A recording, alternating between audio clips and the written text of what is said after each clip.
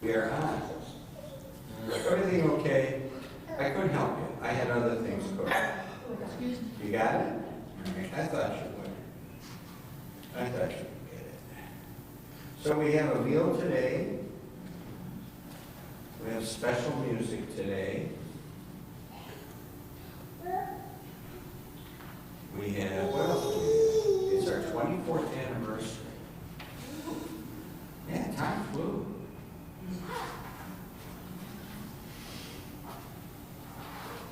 Buster went in the creek yesterday with his pontoons. And he said he went where Banner Beast couldn't go, and he said, I couldn't make it. So that not only is it our 24th anniversary, I feel 24 years older. And then I did go for a little hike on Friday, and I came home with a tick. I don't think I've ever had a tick.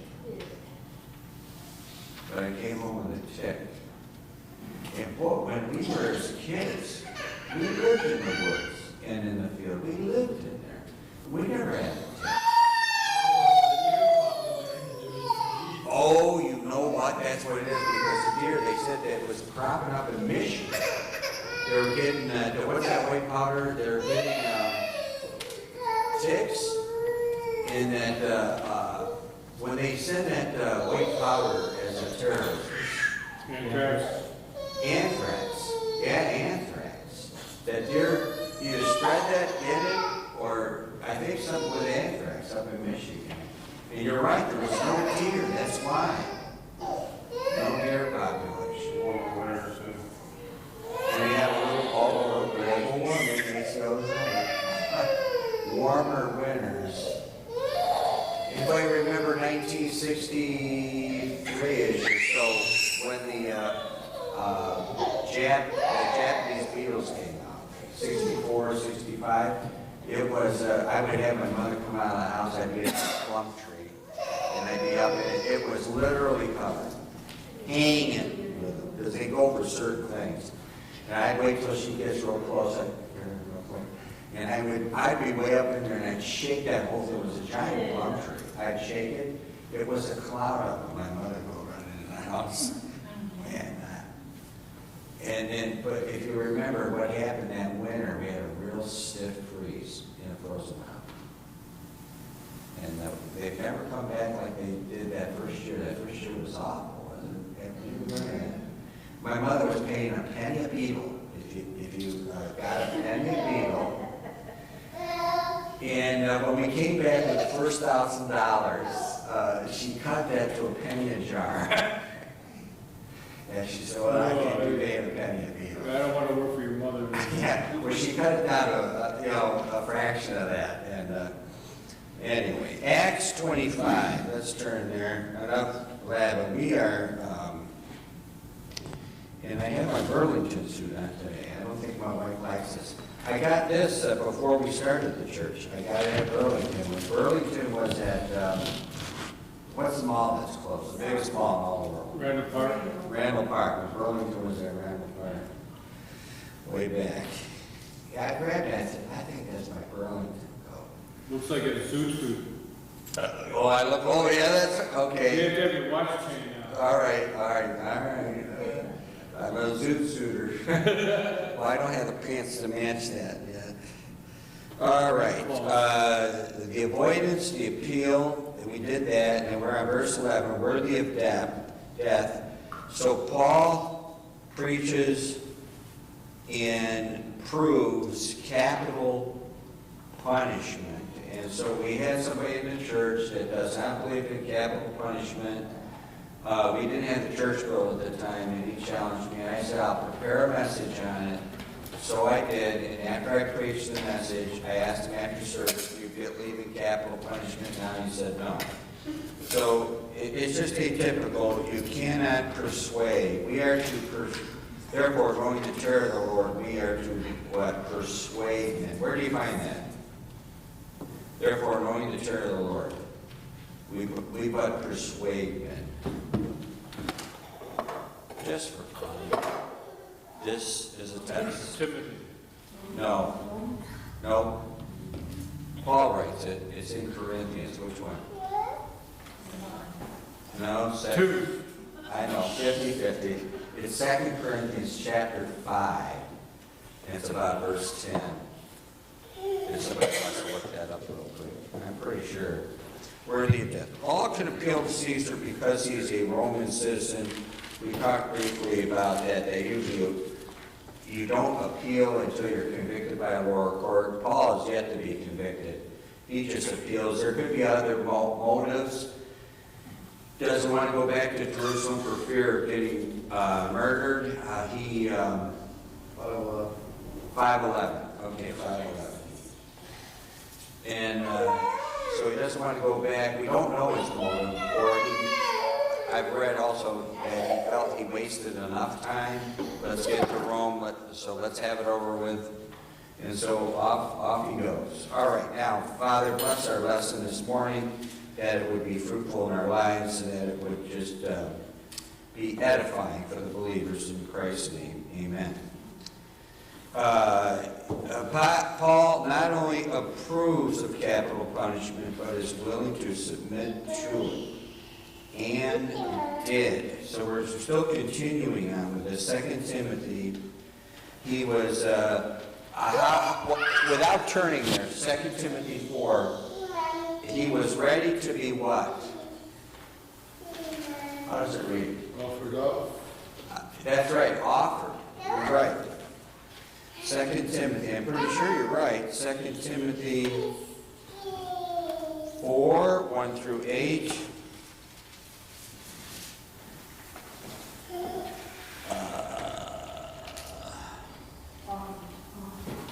Say that again? Yeah, where am I at here? 4:6. Where I'm now ready to be offered, and the time of my departure is at hand. So traditionally, and we don't preach tradition, but traditionally, then how is Paul traditionally killed? Beheaded. How is traditionally Peter killed? Traditionally.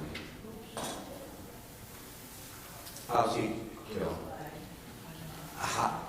Crucified upside down. Where would you gather some of that information, other than from Josephus? Josephus would be one. Where would be another couple of places to get information like that? I think there's 2 books. Amish people have them. Mennonites have them too. Martyr's Mirror, and Fox's Book of Martyrs. So there's 2 books. Fox's Book of Martyrs, and I think the other one's called Martyr's Mirror. In any old Amish or any Mennonite house, we lived among them. We didn't hear about any of this stuff. All this was new to us. And so at that time, we didn't have the bookstore yet. We were just learning stuff. Did we buy a Martyr's Mirror at that time, or did we wait to get the bookstore? I can't recall. But there's Martyr's Mirror. One of them is thinner than the other. The other is like an old dictionary. I mean, if you drop it, you'll break your foot.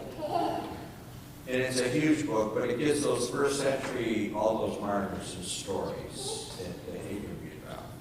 And so, why would Mennonites and Amish have it?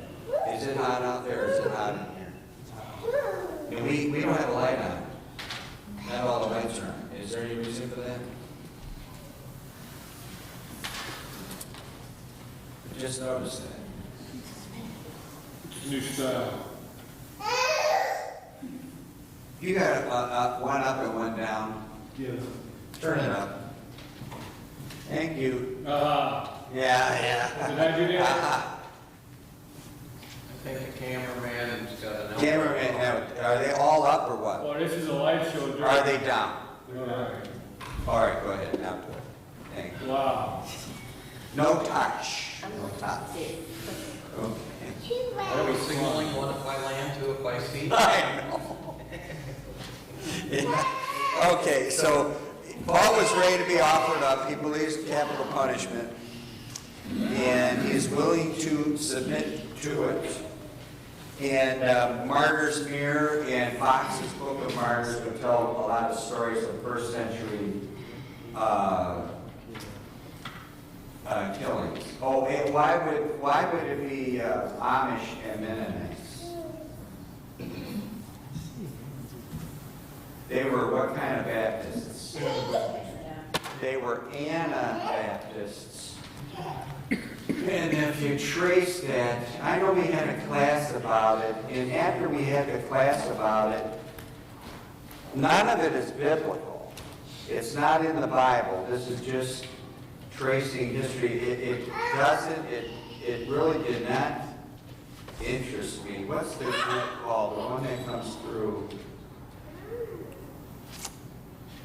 If I had the right letter, I could think of their name. But Bruce Musselman, they would trace it to a certain group, and they would trace it from the first century, that there were true Christians from the first century on a certain group. Well, Anabaptists would do what? What would Anabaptists do that would upset the Roman Catholic Church? Refuse to baptize babies. They would re-baptize. So did the Lutherans. The Lutherans did not? Or did No, the Lutherans were killing Christians because Oh. they rebaptized. Rebaptizing, yeah. All roads, we say, all roads lead where? All roads lead to Rome. So all those that broke away, that be Lutherans, name them off.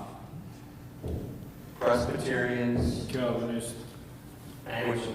pardon? Anglican Church of Anglican Church, they all sort of break off, but they don't break off because they're going to end up back there. We teach and preach that the only ones, at least what I learned in school, the only ones that made a clean break are the Baptists. They made a clean break. And so, Martin Luther, we learned that in school too, that 4 Anabaptists were strung up from where? Anybody recall? From the 4 corners of the bell tower. They hung them. And I think that's the Lutheran Church. Killed them. So Anabaptists re-baptized, and then you're told to recant. Listen, I had Jewish customers. I had one specific one. He survived Auschwitz. He had the tattoo here in his arm. And he said he was one of 12 that survived in his column, 12. And of the 12, I think 5 died after the Allies got them. That they were so bad, they couldn't make it. And he said, I said, you must hate Nazis. He said, no, what's worse than a Nazi is a Russian. And then what he said, what's worse than a Russian is a what? Jesuit. A Catholic. A Jesuit, yeah. And then when he left Romania, he got out in the 50s. In his track, he went through Rome. From Rome, he went to Spain. And in Spain, he got to tour the catacombs where Rome killed all those Christians. And there was a big the Inquisition. And the catacombs, he said, it's just filled with bones and skulls. You can look in there, it's filled with all the people that they murdered. So if you would, they're ordered to recant, and so on. They roast them. They put them on spits and roast them. One's reported to say, I think you can turn me now. I'm done on this thing. They would finally make jokes about it. I'm done. Please turn me. And so on. So anyway, that's what he said. That was his order of cruelty. He put it in that order. All right, and the government is there to stop evildoers. The government does not have to be Christian. Romans 13, go there. Those that don't want to pay their taxes or want to find some other thing why they don't want to obey the government, they go to these verses and they say it doesn't mean what it says. I just read it, to me, it means exactly what it says. The government is there to stop evildoers, to fry them. You don't have to worry about, well, I'm a Christian, I don't have to do it. Well, if we don't do it, God's putting somebody in command to do it. To get rid of evildoers. Let every soul, this is verses 1 through 4, Romans 13. Let every soul be subject unto the higher powers, for there is no power but of God. The powers that be are ordained of God. I know Lester Roloff bucked against this, and then he ended up going to jail over it, and saying that he wasn't going to obey the government. Which government? Federal government or state government at the time? And what state? Texas. Texas, yes. Whosoever therefore resisteth the power, resisteth the ordinance of God, and they that resist shall receive to themselves damnation. For rulers are not a terror to good works, but to the evil. Wilt thou then not be afraid of the power? Do that which is good, and thou shalt have praise of the same. For he is the minister of God to thee for good, but if thou do that which is evil, be afraid. For he beareth not the sword in vain. For he is the minister of God, a revenger, to execute wrath upon him that doeth evil. That is his function. And that is what the president's function is. Anybody that's a ruler in a country, that is their function, is to put down evil. Put down evil. You can say, well, it can go both ways. They put down good people, whatever they deem is going to be ruling. But that is the function. God puts them in power to do that. To heat up the chair, open up the hangman's noose, open up the gas chamber again. They do lethal injection today. Anybody, is there any other form? There's a firing squad. They hang them, gassing. What else is there? Well, they're no The longer, chair. But what do they do lethal injection to it? Pardon? Guillotine. Oh, the guillotine. Yeah. The guillotine. Is the guillotine coming back? yeah. Revelation, the guillotine is coming back. They're chopping people's heads off. Sword, those Muslims use. ISIS did it. Pardon? ISIS ISIS. is the guillotine. Guillotine? No. They chop their heads off. Yeah, that's not guillotine. They had you get on your knees. No, I'm pretty sure. You get on your knees, and it's Muslims killing other Muslims. They stick up your neck real far, and then they just go down the road and just start chopping heads off. At least that's what the movies portray. They do them in, and they kill other Muslims killing other Muslims. It could be a tribal thing. But our president, what did he do to ISIS? He then hires he got rid of the general. He was in the plane, he had a new general, and he said, how long will it take for you to get rid of ISIS? He said, 48 hours. He said, you're hired. And then you didn't hear the caliphate of ISIS after that. Just, they didn't give you, they don't give you all the details. They just went in there and got it. Have it all. General Raisin King. Yeah, whatever it is, they got it. That's But the his government is there to stop evildoers. What are they rounding up in this country right now? Illegal immigrant. Yeah, but which ones is specifically the bad ones? The ones that have already missed their appointment. The gangs, the MS-13. They're rounding them up. But that is their job to do that. They're supposed to do that. And we should be thankful for that. That it makes us a little safer. All right, verse 12, let's move on. Rejoicing in hope. Oh, wait a minute, I'm getting wrong. Back to Acts 25. Acts 25, verse 12. Then Festus, when he had conferred with the council, answered, hast thou appealed unto Caesar, unto Caesar shalt thou go. So he talks with his council for advice, which is then going to be the authority. Ultimately, he is the authority, Festus. He has the final say and hands Paul over to Caesar. Now, the only reason that he is hesitant to do this is if he doesn't have charges to lay against him, then Caesar's going to wonder what's going on there. He wants to have some legitimate charges to lay against him to send him off. So he has the final say. He wants to hand Paul over to Caesar. Verse 12, sticking with, and is that in our outline?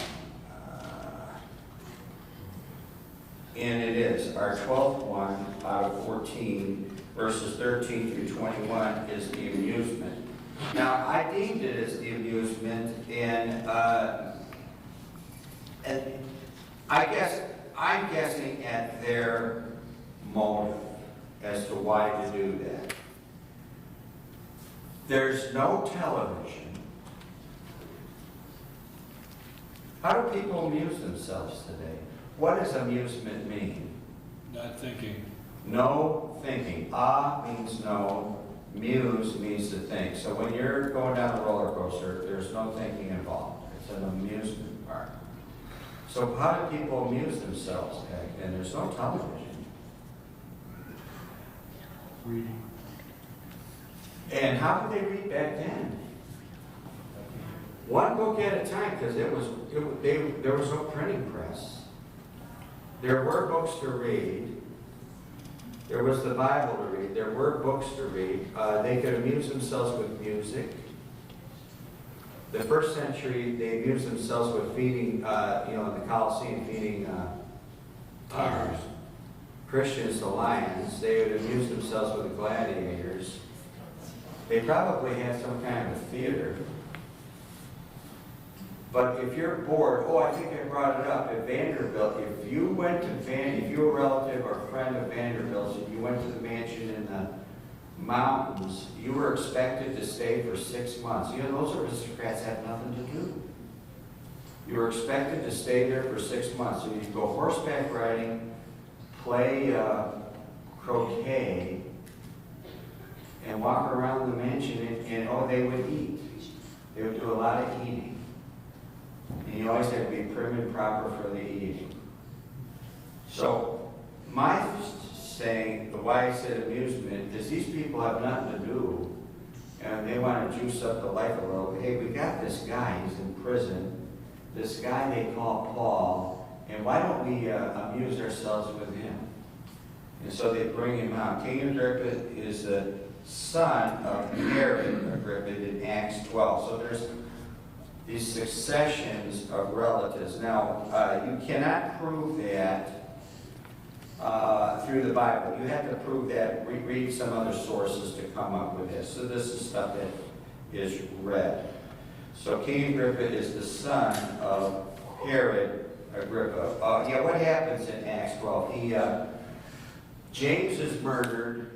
Peter is held in prison. He is released by the angel, which is a type of the rapture there.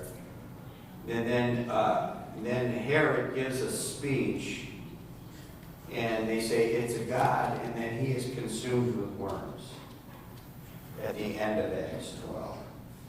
Now this Bernice, I've read it in a couple books, is the sister of Herod Agrippa II, the daughter of Agrippa I.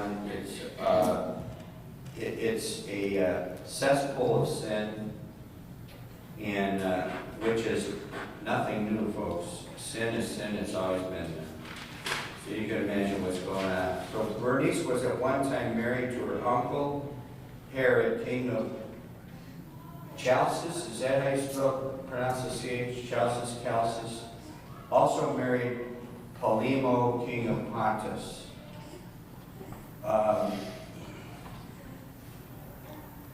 The stuff goes on everywhere, in the world and in the church. I mean, the one guy that I was singing, that I was playing for, I really enjoyed playing for the guy.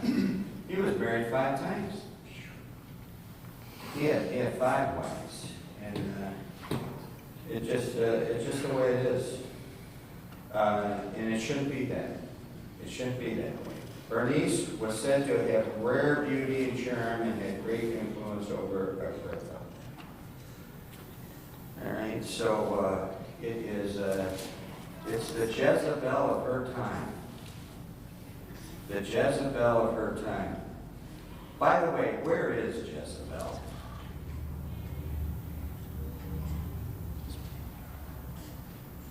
Where is Jezebel? Our preacher, he would say this title.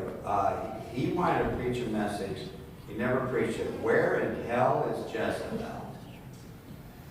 He never preached it. Where is Jezebel? In the dog poop? In the dog's belly. In the dog poop. Yeah, that it would be strewn all over the field so that no one could say, here lies Jezebel. They didn't want it, God didn't want her buried. And so she is, fed to the dogs eat her, and then she's out in the field there, strewn all over the place. And there's no place, no marker for her. Chappaqua. I'm sure it's some kind of type in the Bible where Jezebel's just bad news. All right, Festus brings up the subject of Paul, verses 14 through 21. He brings up how he found Paul, the accusers of Paul. He just systematically goes through that. Now, folks, remember, there's no television. They're living high off the hog, these people. They don't have to worry about washing the dishes, cooking dinner. That's already going on while they're doing this. So he's got plenty of time to blab. So how he found Paul, the accusers of Paul, the law of Rome, he brings that up, the hearing by Festus, the expectation of Festus. By the way, do you have 18 down at that point? Because I only have 8 here. I forgot the one. Festus is expecting some kind of a crime that would be against Roman law. But it's against Jewish law. And Festus is not interested. Not interested. The expectation of Festus. It's kind of like we've got groups of people. They say there's pockets of people in Michigan, and there's pockets of people all over the world in London, places where the police won't go. And I don't know about in this country, but I know in other countries, like in England, they don't go because what law is being practiced there? This Sharia law, whatever that is. I don't know what it is, but it's their law, Sharia law. By the way, there's a group of people in this country that have their own law, their own judges. It's all underground. They preach here. What group is that? Amish? No. Mason? No, not Amish, not Masons, Catholic. not Catholics, The Knights of not Muslims, The Knights of Columbus? not the Knights of Columbus, those are Catholics, Mennonites? not the Mennonites. No, there's a whole other world out there. The Hebrews? They're buried right across the street here. They dug them up and put them in Muslim. Oh, Gypsies. I was going to say that. Gypsies. And then we had one in here, and he kind of let the load down. And then one of the leaders also let the load down. They do their own. It's a separate society. There was a gypsy that opened up a shop here, right next to the coffee shop, and we went in there and witnessed to her after soul winning one night. We went in there and witnessed to her, and then every gypsy knows all other gypsies. There's no secrets in the gypsy land. Everybody knows, and there's only one way in to the gypsies, just like getting into the Mennonites. And even that way, you're not fully in. How do you get into the gypsies? You have to marry them, and they frown if you're an outsider. You're frowned on. So anyway, they knew this girl, and they said, well, she was outside the realm, and we're going to get her back. And I forget what they were going to do to get her back into the fold, but she was some kind of a rebel. Folks, when they bury them over here, they throw suitcases in, they throw jewelry in, They supervise the dig, they supervise the the dirt going back in, traffic jams, police are out here to direct traffic, it's a mob. Kids are drunk, 5-year-old kids drunk, beer cans, I'm not exaggerating, stacked like that. Stacked like that, beer cans, people are smashed. And because those people have what? No hope. No hope. They come on a Saturday here, like you go to the park for a picnic. They have a picnic right across the street here, and they take the beer and they wash down the tombstones with the beer. They wash all the tombstones down. Then they take the good stuff, the hooch. Then they go down the row. I mean, we'd be here, we would actually shut down, set up chairs and watch the whole gig, you know. Uncle Louie gets one, George gets one. And they just go down and give everybody a drink. It's just, it's wild. Well, the expectation of Festus, he's thinking there's going to be some kind of, something that's being done against the law. Their law. Like a speeding ticket, something, bank robbery, something, but no, it's against the Jewish law. So Festus' view of the accusations is verse 9, but when Paul affirmed to be alive, his view, he said, but had certain questions against him of their own superstition. Oh, his view of their accusations, that this rising from the dead is just a bunch of superstition. Obviously an unbeliever. Festus desired to send Paul to Jerusalem in 20 because I doubted. He asked whether he would go to Jerusalem, tells the whole story. And then finally in verse 21 he says, but he appeals unto Augustus. And I commanded him to be kept till I might send him. By the way, I don't have that in the notes, but why is there two names, Augustus and Caesar? One's the title. One would be the title, the other is the what? Name. The name. So if we say Caesar, it would be the same thing as saying Herod, or saying, give me another one. King. Herod would be a title. Caesar is a title. You see Augustus Caesar, Julius Caesar, King, King George, King John, King, give me another, King James, King. Another one is president, prime minister, Chancellor. chancellor. That's a good one. What do they call a Russian? Tsar. That's a good one. Tsar. So that's why there's two names there. So it's like saying, when you say Caesar or Herod, that's like saying king. So they have different names, but they have the same title. Same title. So his appeal is to Caesar, so to the king. And it just happens to be that Augustus is in charge at the time. He is the Caesar at that time. Verse 13. The audience. And on the morrow, when Agrippa was come, and Bernice with great pomp, I mean, she had her makeup on, she was in her high heels, was entered into the place of hearing with the chief captains and principal men of the city, at Festus' commandment, Paul was brought forth. All right, so Agrippa, Bernice, chief captains, principal men, and Paul. So it's Paul against the whole crew. The whole motley crew. As the, isn't that a rock group from the 60s? Motley crew. Motley, what does that mean? Ragtag. Ragtag, ragmuffin, dirty. The whole motley crew. Bones, whatever.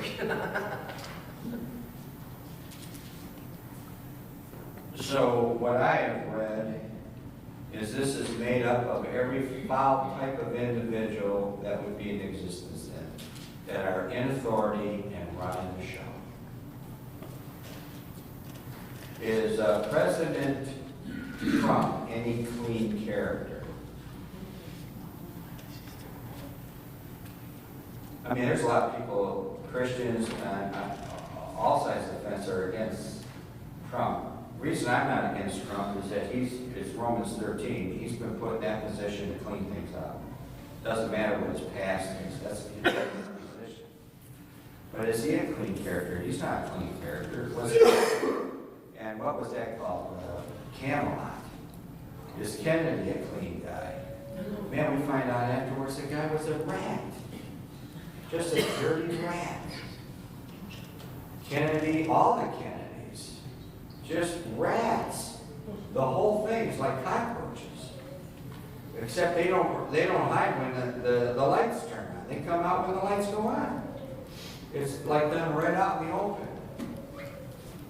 They have beaches where you don't want to go out in California. Carter, what's his, Carter's the one that opened the Pandora box. And then Clinton, he's another rat. So they all have their mess. If it's got that mess, if they're going to run for political office, what are they going to dig up? Everything and anything. They're gonna dig it. They're gonna dig it up, whatever it is. Who here has nothing to dig up? Then you need. If you have nothing to dig up, you need to get saved. If you think you're sinless, that's the first step for salvation. You got to realize that you deserve hell, right? That's where you're going. So the audience is made up of a whole mess of riffraff that is in authority and in power. This 2 years ago or 3 years ago, Bruce Jenner, they said he got into an automobile accident and he killed somebody. Somebody was killed, so then he's forced to become one of them. And then is he married into all that riffraff over there with the Playboy, all the Playboy business? He's married in there. If you get involved in that with all them perverts, you turn out to be a pervert with the rest of them. And the rest of the world is trying to, as the program says, keep up with them. It's just a bunch of riffraff. All right, and by the way, they're going to hell. They can laugh all the way there. And that's where they're going to head. Without Christ, that's where they're going. All right, verse 22. Then Agrippa said unto Festus, I would also hear the man myself tomorrow, and thou shalt hear him. The assurance, all right? Now, I don't know exactly why I wrote this last point, the assurance, is they want to have assurance of, I believe here, why I put this down without reading these notes over, because we're out of time, is why we're sending him there. We had to have some charges against him. And by the way, if you were in a position like this, you're the Apostle Paul, you're in the position of now you're going to head over to Rome, and you get to preach before this rabble-rousing crowd. Do all men deserve to hear their need for Christ? No matter how bad they are. They need to hear it. And Paul has the opportunity to do this. And that is why he was called, and I do have that as his calling was he would stand before kings, Acts 9:15. We'll pick this up next week. He's called before kings, and he's going to witness. Your calling is now come true. Paul doesn't want to blow it. This is now your big chance. You don't want to blow it. So all of us here will have an opportunity at one time in a position, now this is for real. This is for real. We've had a lot of practice. Now you don't want to blow it. And Paul does not want to blow it. I mean, he's worked the mission field. started churches elsewhere. He's preached before all kinds of people and governors and rulers. But now this is getting down to the ruler, going to be getting down to the ruler of the world, of the known world at the time. He doesn't want to muff it. Doesn't want to muff it. Father, bless now the preaching of the Bible.